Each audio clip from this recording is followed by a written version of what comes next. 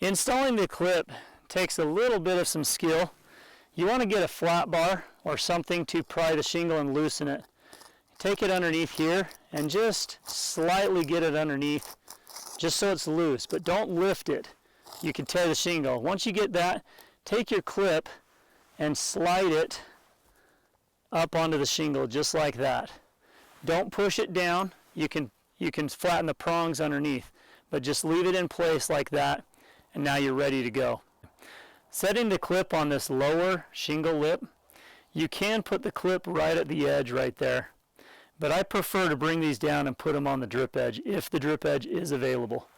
In this process, take your flat bar, lift it and slide it into place. That will hold it securely. Then you can bring the cable down to your loop, bring it back up.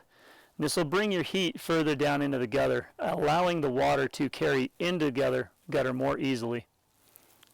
Now we have the roof marked. We are going to go ahead and start installing the clips.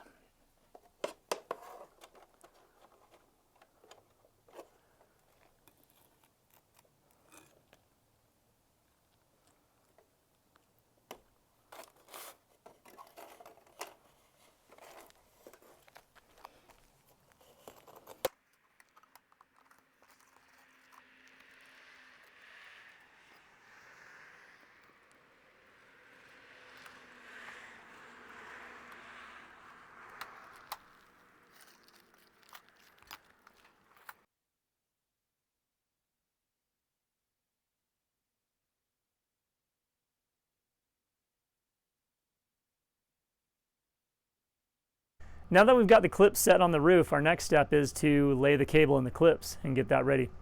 For that next step, the link is in the description box, so click on that to keep following along.